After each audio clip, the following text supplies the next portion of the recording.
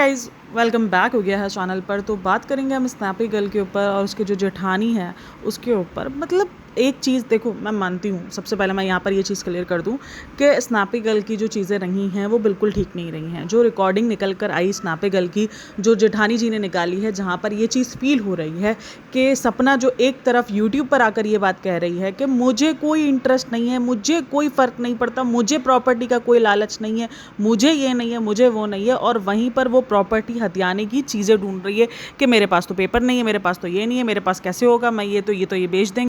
अब ये रिकॉर्डिंग उन लोगों के लिए प्रूफ है जिनको ये लगता है कि सपना जो है वो कभी भी प्रॉपर्टी की लालच में थी ही नहीं। लेकिन जो हम रिएक्शन चैनल वाले हैं या जो हम न्यूट्रल लोग हैं, हमें पहले से ही नज़र आता था कि स्नैपी गर्ल की जो वीडियोस थी, जो कि बंदा ये कह रहा, मतलब एक बंदा जिसको किसी चीज़ से गर्ज नहीं है, वो हर दूसरे दिन उन चीज़ों पर बात नहीं करेगा, वो हर दूसरे दिन प्रॉपर्टी के टॉपिक को नहीं छेड़ेगा। भाई नहीं है, आपने छोड़ दिया, आप छोड़कर आ गए, आपने छोड़ दिया, ठीक है, उसके बाद आप अपनी ज़िंदगी में मूव ऑन कर जाओगे। हाँ, कभी कोई बात निकली तो आप याद कर लोगे या ये वो, लेकिन आप उन सब चीज़ों से आगे बढ़ जाओगे। हर दूसरी वीडियो जब आपकी प्रॉपर्टी से रिलेटेड निकलेगी, जब आपको बच्चों का हक याद आएगा, बच्चों के हक की बातें करोगे, ये सारी चीज़ें, तो जाहिर सी बात है सबको समझ में आता है कि ये जो सारा सीन ये प्रॉपर्टी के लिए रहा है। अब ये प्रूफ उन लोगों के लिए जो बिल्कुल ही नहीं मानते थे, जिनको लगता था नहीं स्नैपी गर्ल जो बोल रही है वो सही बोल रही है। देखो, स्नैपी गर्ल की प्रॉब्लमैटिक चीज़ें हैं रही हैं, लेकिन कभी कभार ना मुझे जेठानी जी भी बहुत अजीब लगती हैं, बहुत ज़्यादा। पहले सपना को नहीं सपोर्ट करना, सपना के ऊपर एलिगेशंस लगाना, फिर बीच में आके सपना को सपोर्ट करना, फिर दोबारा सपना के अगेंस्ट आ जाना, ये चीज़ें रही हैं। ठीक है, थाली का बैंगन उनको कहा जा रहा है, हर एक चीज़ कही जा रही है, लेकिन अगर आप देखो तो उनके खुद के ही बयान जो है वो ऊपर नीचे हो रहे हैं, खुद के ही बयान बहुत ज़्यादा चेंजेस हो। एक तरफ वो कहती हैं कि सूरज जी का ऑक्सीजन लेवल था वो ठीक था, दूसरी तरफ ये एलिगेशन है कि सपना ने जो है वो ऑक्सीजन वाला पाइप हटाकर उनको जो है वो, मतलब जो भी है उन पर एलिगेशन लगा हुआ है वो कर दिया। तो अगर उनका ऑक्सीजन लेवल ठीक था तो ऑक्सीजन के पाइप का अगर स्विच बंद कर दिया गया या हटा दिया गया तो फिर कैसे इशू हो सकता है, जब ऑक्सीजन लेवल उनका ठीक चल रहा था। तो अचानक ये चीज़, मतलब दोनों तरफ कन्फ्यूजन है। एक तरफ इतना बड़ा एलिगेशन, दूसरी तरफ दूसरा एलिगेशन जो उस पर लगाया जाता है, वो जो दूसरे जो हस्बैंड के साथ हुआ उसका एलिगेशन भी सपना पे लगाया जाता है कि सपना ने किया है। चाहे सपना एलिगेशन लगाए, चाहे जेठानी एलिगेशन लगाए, चाहे कोई भी एलिगेशन लगाए, लेकिन अगर किसी के पास भी कोई प्रूफ नहीं है तो वो गलत ही है। सपना भी गलत है, सपना भी जो एलिगेशन गेम खेल रही है वो भी गलत है, क्योंकि उसके पास भी कोई प्रूफ नहीं है। सपना भी अगर आज अपने इनलॉज के साथ ठीक नज़र आ रही है और लोग इसके इनलॉज को कॉल आउट कर रहे हैं कि अरे तुम तो ऐसे हो, तुम्हें तो अपनी पोतियों की नहीं पड़ी है, ये नहीं पड़ी है, तो वो ये भूल गए हैं कि सपना ने कितने बड़े बड़े एलिगेशंस उन पे लगाए हैं। और कहते हैं ना कि दूध का जला छाछ भी फूक फूक के पीता है। अब उसके ससुराल वाले अगर उसको पहचान गए हैं या उससे दूर रह रहे हैं तो वो गलत नहीं है अपनी जगह पर, वो ठीक है अपनी जगह पर, क्योंकि जो सिचुएशंस उनके साथ हुई हैं, जो उन्होंने सहा है। देखो, एक तो उन्होंने समाज की बदनामी सही, दूसरी इन्होंने इस उम्रों में चक्कर, क्या आपको लगता है कि पुलिस स्टेशन के चक्कर नहीं लगे होंगे? सब लगे होंगे। कोर्ट कचहरी में जाना, बदनामी अलग, मतलब कितना जहनी टॉर्चर होता है। बहुत सारे लोग होंगे जो इनको गलत मान रहे होंगे, जिनको लग रहा होगा कि हाँ भाई इनकी गंदी नज़र होगी। मतलब हर कोई यकीन नहीं करेगा कि नहीं ये झूठ बोल रहे हैं, लोग सपना को भी सही मानेंगे। और सपना को लोग, बहुत सारे लोग, अच्छा इसका ये कहना, जो मानसवी है उसका ये कहना, मानसवी व्लॉग्स वाली है, उसका ये कहना है कि भाई ये तो अपशगुन है, ये 2 बच्चे खा गई। मतलब इस तरीके की, कि आज भी हम इस तरीके की बातें कर रहे हैं कि मैंने कम से कम जो है वो किसी की जान तो नहीं ली, इस तरीके से उसने बातें की हैं। अच्छा, और उसने अपने ही व्लॉग्स में, अगर आप उसके व्लॉग्स में नीचे जाओगे, उसके व्लॉग्स को स्क्रॉल करते हुए, तो वहाँ पर उसने अपने ही जीते जी हस्बैंड पर RIP लिख दिया है। मतलब ये क्या चल रहा है? एक तरफ ये बोलती है मैं अपने मसले सोशल मीडिया पर नहीं लेकर आती, मैं अपनी प्राइवेट लाइफ सोशल मीडिया पर नहीं लेकर आती। भाई तुम्हारी भी पूरी की पूरी चीज़ें सोशल मीडिया पर पड़ी हैं, तुमने भी बहुत सारी चीज़ें सोशल मीडिया पे शेयर की हुई हैं, अपने हस्बैंड से रिलेटेड, अपने सास ससुर से रिलेटेड। आज तुम कह रही हो मैं अपने सास ससुर से प्यार करती हूँ। आप उस इंसान से कैसे प्यार कर सकते हो जिसने आपकी ज़िंदगी बिगाड़ दी हो? आप उस इंसान से प्यार करने का दावा कर ही कैसे सकते हो जिसकी वजह से आपकी ज़िंदगी ख़राब हुई हुई हो? आप अपने शौहर से दूर हो, आपके हिसाब से वो लोग भी उसमें उतने ही भागीदार रहे हुए हैं जितना आपके हस्बैंड की चीज़ें रही। मतलब आपके इन लॉज अच्छे नहीं थे, आपके इन लॉज आपका साथ नहीं दे रहे थे उन सारी चीज़ों में, मतलब वो भी उतने ही भागीदार भागीदार है आपके साथ गलत करने में, तो आपको कैसे मोहब्बत हो सकती है? मुझे तो नहीं लग सकता हो सकती है किसी इंसान को। अगर उस जगह मैं हूँ, मेरी ज़िंदगी, मेरी बच्ची की ज़िंदगी बर्बाद कर दी गई हो, मुझे इतना ज़हनी टॉर्चर सहना पड़ा हो, मेरी बच्ची को किसी ने मुँह तक ना देखा हो, मेरी बच्ची को मोहब्बत ना मिली हो, सारी चीज़ें, मैं तो उनसे मोहब्बत का दावा नहीं कर सकती, सिर्फ़ और सिर्फ क्योंकि आपको सपना को नीचे गिराना है, सपना को नीचे दिखाना है। लेकिन ऑडियंस अगर आपकी एक वीडियो देखने के बाद आपको कुछ अलग समझ रही है, आपके पीछे की कितने सालों की वीडियोस पड़ी हुई हैं जिसमें आपने बहुत कुछ कहा हुआ है, कहीं ना कहीं आप सपना को नीचे गिराने के चक्कर में अपने आप का दोगलापंती साबित कर रही हो कि आप दोगली हो चुकी हो। मतलब कभी कुछ कहना, कभी कुछ कहना, कभी सास ससुर से मोहब्बत कैसे हो सकती है आपको? सास ससुर से मोहब्बत, अचानक पति की रिस्पेक्ट आ जाना, अचानक पति को RIP लिख देना, ये सब क्या है? मतलब ये सब कुछ क्या चल रहा है? उधर बात की जाए तो वो मेरी प्राइवेट लाइफ है। भाई आपकी प्राइवेट लाइफ आपने खुद सोशल मीडिया पे दी है, पेश की है।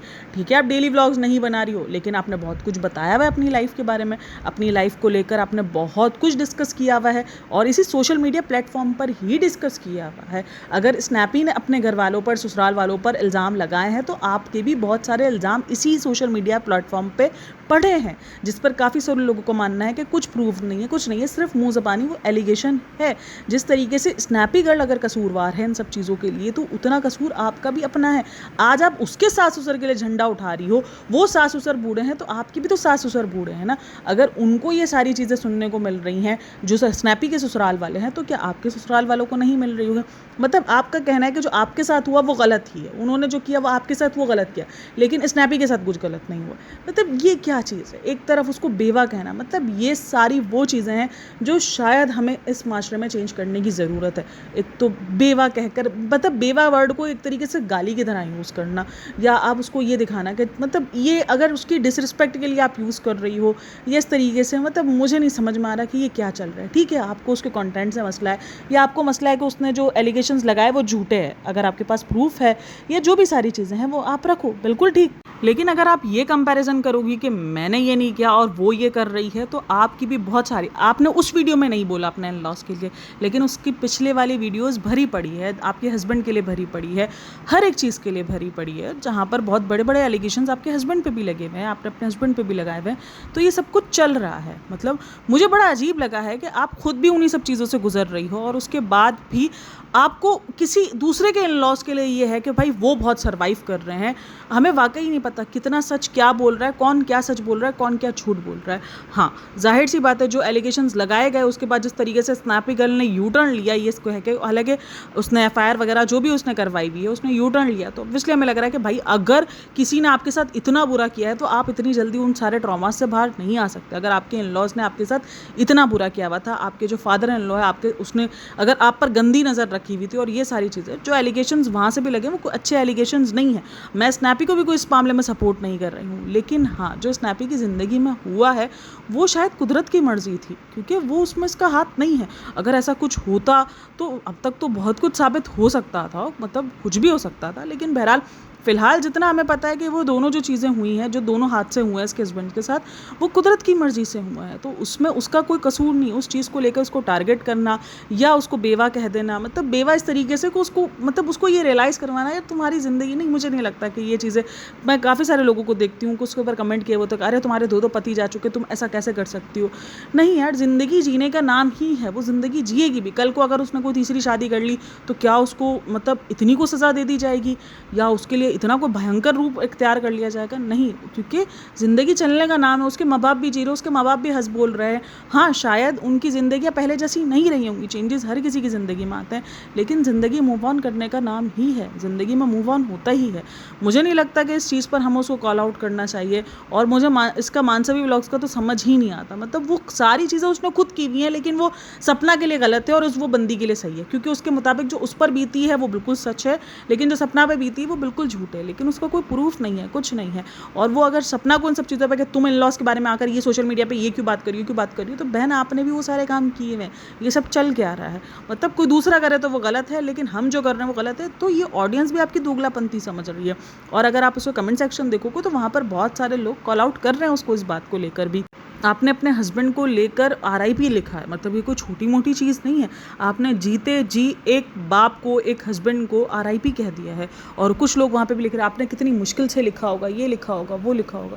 भाई जितनी भी मुश्किल से लिखा होगा, लेकिन ये एक बहुत भारी वर्ड है, मतलब बहुत ही भारी वर्ड है। तो ये जो आप चीज़ें लिख रही हो, क्या वो आपके इन लॉज के लिए, आपके सास ससुर को देखकर इस चीज़ से खुशी मिल रही होगी? चलो जी, अगर आपके मुताबिक आपको अपने सास ससुर से बहुत प्यार है, तो ये चीज़ें देखने के बाद उनको खुशी मिल रही होगी कि उनके जीते जी बेटे को आरआईपी लिख दिया जाए।